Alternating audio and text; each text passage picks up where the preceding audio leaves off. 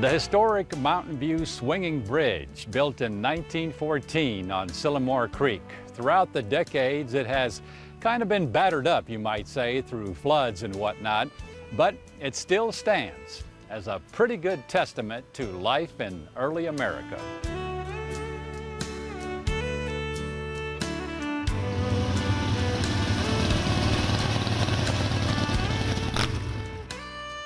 In 1914, the first road through the Ozark National Forest was known as the Big Flat Sylamore Road. Construction of the swinging bridge over Sylamore Creek was part of that road. It was an essential passageway for horseback riders, foot traffic, logging trucks, and other vehicles. The steel cable for the bridge weighed 4,100 pounds and was brought to the area by rail. It was then hauled to the bridge site on a horse-drawn wagon.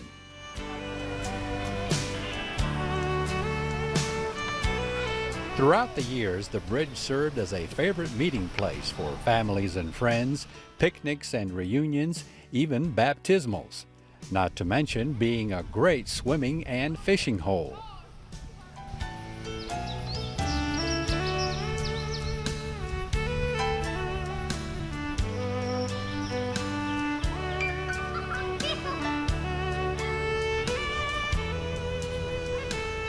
For the daring at heart, this bridge also served as a summer rite of passage to those who would jump off of it or the nearby bluffs, resulting in an occasional injury.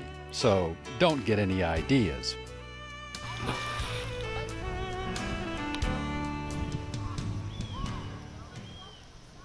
In 1982, after a hard and fast rainfall of 19 inches, the bridge was washed away, except for the concrete anchors set in 1914 and the original steel cable. Because of its historical significance, the bridge was restored in 1985.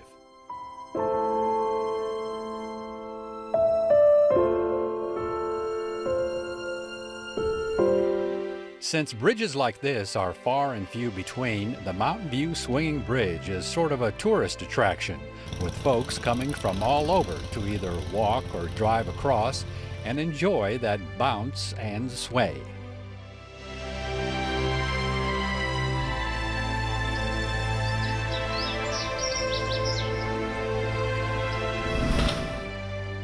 During the bridge dedication in 1914, workers were encouraged by the project superintendent to bring their families and have their picture taken on the bridge.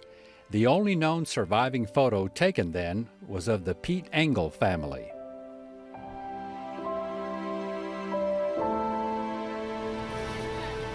If a few hours isn't enough to take in the beautiful setting around this bridge, you can try out a campsite or a cabin at Anglers right nearby along Sylamore Creek. Because if you're like me, I needed the extra time to try and catch something.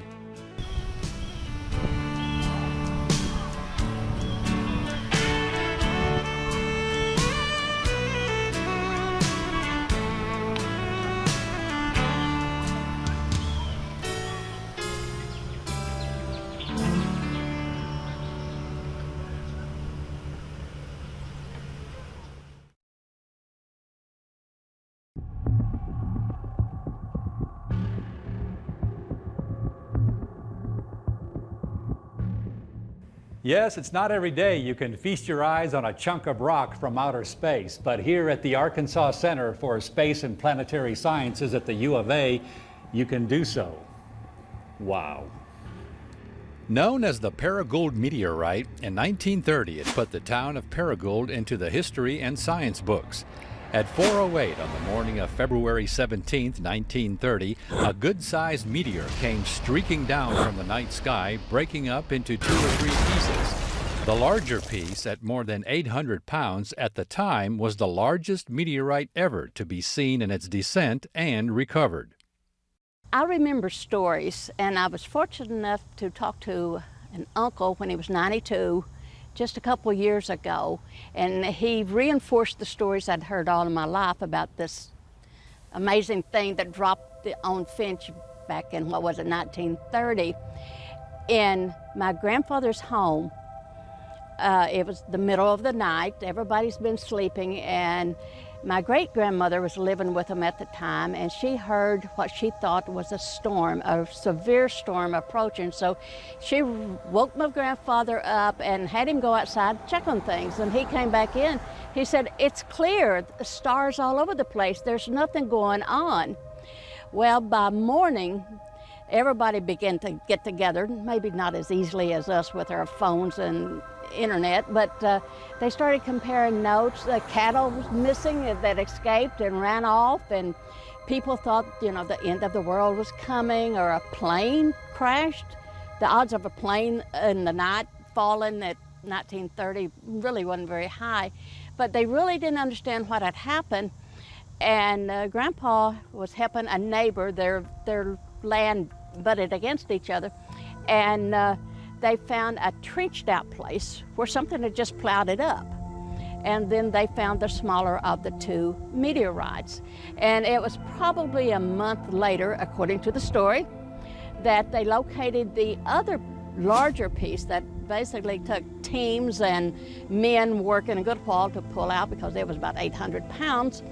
And it was because they were out still, you know, checking for cows or whatever, and found a supersized hole in the ground that did not belong there.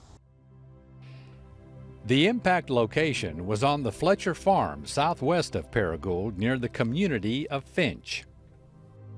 So Butch, in 1930, this is where that rock from outer space came down. Yes. My goodness. That's what I hear. A lot of stories. And right here, this would create I guess, a 9-foot deep hole or thereabouts. And the account is that clay's scattered everywhere for 100 yards. Yeah, it was like a pond, dirt, you know, just, actually it was a little pond when they got it out, just hit water.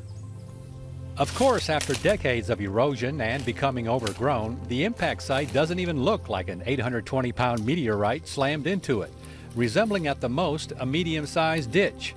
But what is impressive is the huge rock from outer space that remains on display at the Arkansas Center for Space and Planetary Sciences at the U of A in Fayetteville, which, by the way, is now the second largest meteorite observed and recovered, being beat out by the Sighote-Alin meteorite, which fell in Russia in 1947, the largest piece weighing 3,800 pounds.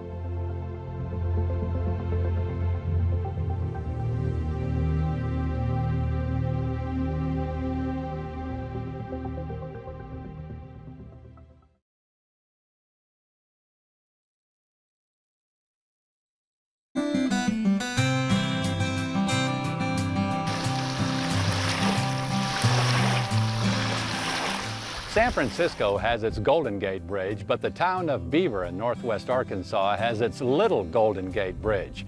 And you'll find out for yourself when you visit here that it's the bridge to nostalgia.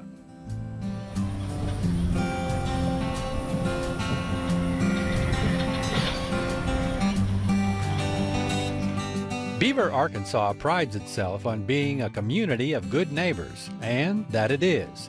There's something about this little town that once you get here, you really don't want to leave, which is what happened when Billy Joe Weston's family came here in 1945 and began operating the general store until the 1970s. Well, Billy Joe, tell us about your first night here coming to Beaver. Well, we came in from Wichita, Kansas. It was late. My dad didn't have the key to the store. No way to get it because we didn't have a boat to put in the water, so he threw the mattresses down on the porch and we spent the night on the porch. And the next day was my birthday. And you were how old? 5. 5 years old. 5 years old when we moved here. It was totally different from what I was used to. But it was fun. I enjoyed it, I thought. So, from what I understand, there was a lot more here in Beaver back in those days. Well, in Beaver, yeah, they had the depot, the trains ran, and all that stuff. But at the turn of the century, it was a bigger town than Eureka Springs. Between it and Brooklyn, which was the little community across the train, bridge, there was 27 saloons, and Carrie Nation even visited. Yes, the famous saloon smasher busted up at least one of the town's saloons. The founder of Beaver is considered to be Wilson Squire Beaver, who came to this area from Tennessee in the early 1850s. The cabin Squire Beaver lived in was moved 3 times, eventually being placed where the Beaver campground is today. After being torn down in 1963, an informational sign now tells the story of Squire Beaver's cabin. The Little Golden Gate Bridge was built in 1949 to replace a concrete one that washed away in a flood in 1943. It came from Louisiana. They had it, we're going to put it up down there, and they passed the law they couldn't put in a 1-lane bridge. So some of the people around here went and got it, got the money together and went and bought the bridge, and they sent somebody up here to help put it together, and then the local men, some of them had worked on the original one, helped put it together, and we had a way to town. And it's been one of the most famous landmarks in the state. Yes, amen to that. The 1901 post office and trading post was built with limestone from a local quarry. At the turn of the century, they had a lot of rock quarries in here, and part of Kansas City and St. Louis downtown they called it Beaver stone. And this building is Beaver stone, and it's limestone. And then that was when Beaver was bigger than Eureka, and then it went kaflooey when the limestone left. And then we lost the railroad in 1960, which the last of it was the strawberry special that ran through at midnight, picked up strawberries in Oklahoma, Arkansas, and picked up the other train in Seligman. And they had a flood, and they ran off of the trestle that was up. It was a double-decker trestle, and they ran off in the creek. And so right after that, that was about the end of it. And there was no money in it anymore. Nobody shipped freight then, they sent it truck. So that ruined the choo-choo train until a gentleman came in here and was going to make a scenic tour up through there, and he couldn't get enough money, so he sold all the stuff to a guy that took it to Branson and opened one down there. So Beaver's come and gone, kind of like Eureka comes and goes, just not as big. We like to be quiet and not rattle the boat so bad. Managing the Beaver Trading Post and Inn now is Whitney Capps. I grew up in Eureka Springs. I'm actually 5th generation from Eureka Springs, and I moved away for about a decade. And I lived in some cities here and there and everywhere, and I moved back to Eureka for a month 2 years ago. And then from there I came out to Beaver, and I was mowing the yard next door at my parents' cabin, and I saw the owner of the building and jokingly told him that we were going to sell antiques out of our old RV, and he said, "Do you want a job?" So, okay. And so here I am now, and Beaver is, I think, population 99. That might be a stretch, but it's been interesting. And you know, before being out here, I didn't really know a lot about the history, a little bit, the railroad, stuff like that. But Beaver predates Eureka by 4 years and has a really, really interesting history. And some of the old timers will come in and tell me stories, and I've learned a lot. And it's a funny little town to live in. It's really quaint, really quaint. And now when I go into Eureka Springs, actually, it feels like this giant city to me. It's like, oh man, there are like hundreds of people here. What am I gonna do? Where am I gonna park? So it's been really great. It's definitely the smallest town I've ever lived in, by far. But it's really lovely, and the whole community gets along. Everybody hangs out. After work, I go down to the lake, and they're all sitting there telling stories, and it's been really great. So I'm super happy to be out here and happy to get to know the locals. So get to know the locals for yourself. Stay a while at the campground or inn, and who knows, you too may want to join this community of good neighbors in Beaver, Arkansas.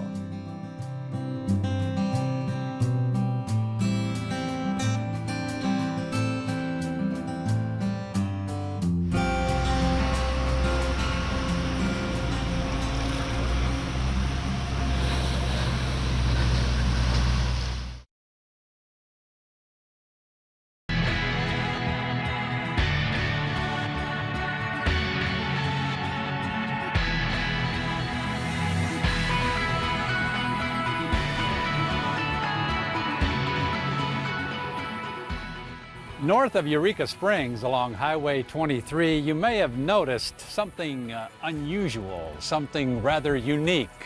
Sculpture, artwork. Well, this is just the beginning of the Fantasyland here.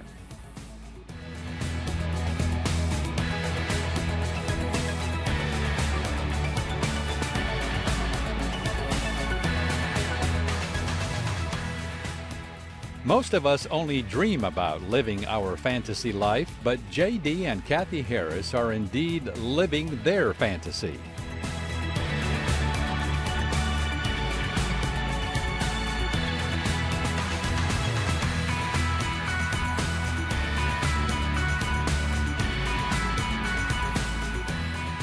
Well, first I was impressed on the outside. Now coming here on the inside of your place, it's like, wow, it's every woman's dream to have a fantasy home like this. I'm truly living in Fantasyland.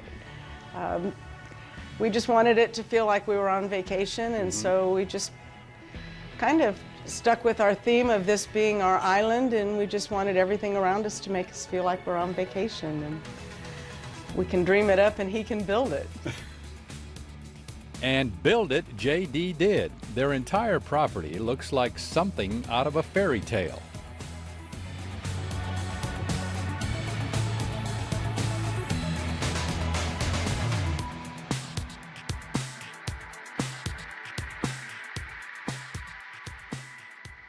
This architectural feat, according to J.D., was accomplished primarily with two basic materials.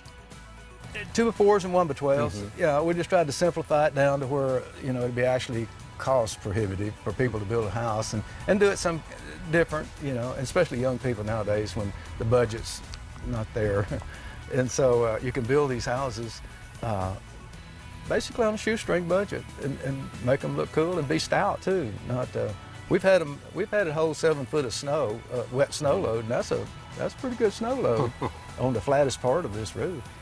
And or it all comes down and bundles up in one spot. And yeah, I've actually measured it 7 foot. That's a lot of weight. I was kind of proud of that. Well, you have baffled structural engineers and architects. I like doing that. I love it, especially that's your peers, and you want to have them recognize what you're doing and do it in a fun way that kind of brings a smile to their face whenever they see it. Don't know how we're doing it, but. And actually, once you show them, it's a pretty simple process of common sense things, basically. I could show just about anybody how to do these within a few hours. And if they've got any kind of building experience at all, then they can build one of these buildings pretty easy. Oh, come on now, J.D. If that were the case, we'd see this type of architecture all over the place. No, in this case, it's all you, man.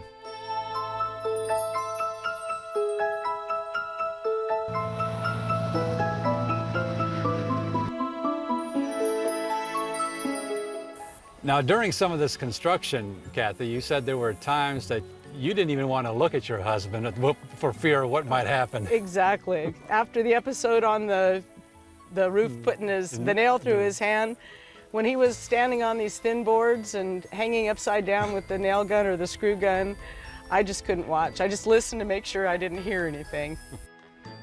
We might add that J.D. does not use blueprints. All of his sculpting and construction creativity is imprinted in his mind, which he then just lets out like a true artist.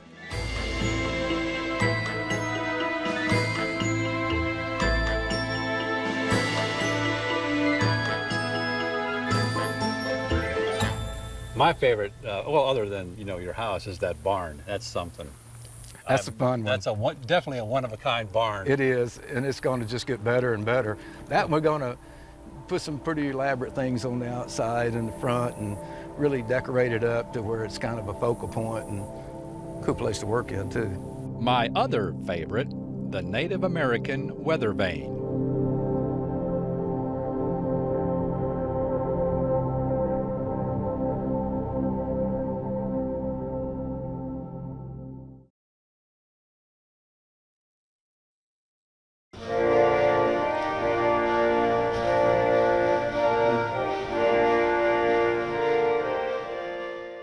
Just down the road from Searcy, off Highway 36, is the oldest documented church building in the state, the Smyrna Church. Construction began in 1856. It happens to be one of only 5 antebellum churches still standing in the state.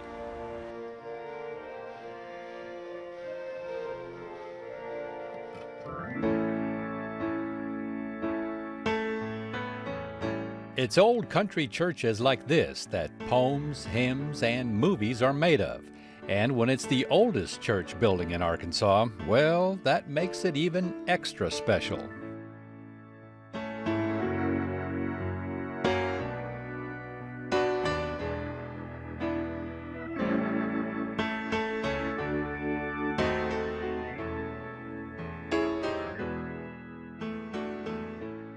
In 1856, they started cutting the trees to have a foundation for the church they were going to build. And in the process, they cut a tree, a rather large tree, about 18 inches, 24 inches across, in which they later, when they built the church, well, it was put on top of this stump.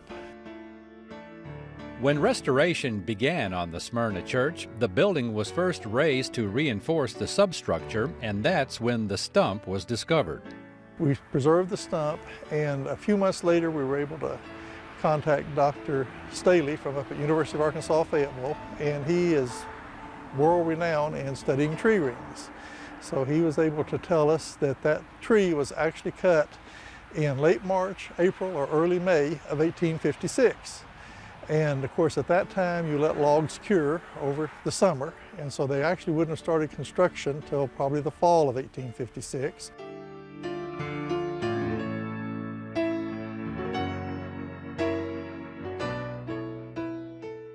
Quite a moving and emotional event took place on one particular Sunday morning during church service following the Civil War.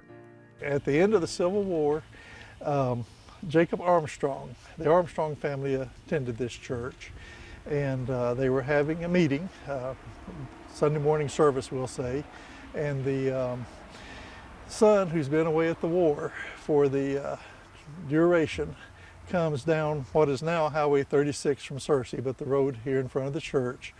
And one of the family traditions says that Brother Armstrong was leading the prayer at that time. But anyway, the joy of seeing him come home after being away at the war for the 4 years, well, you can just picture the jubilation that the congregation, we're sure church turned out early that day.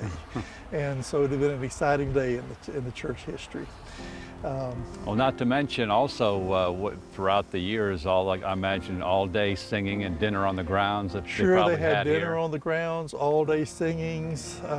Church was a community gathering place. And so White County has a long tradition of all-day singings and dinner on the grounds. And look at the beautiful trees here. Some of them are left, and you can just picture the people having a day of fellowship. And so the building remains as testimony to that time.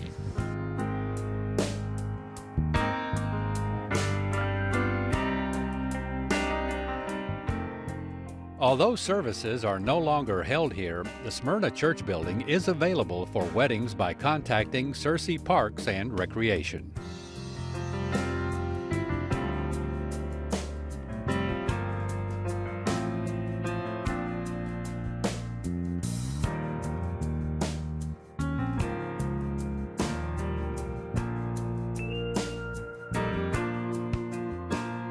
So get a feel for some of that old-time religion at the Smyrna Church just outside of Searcy.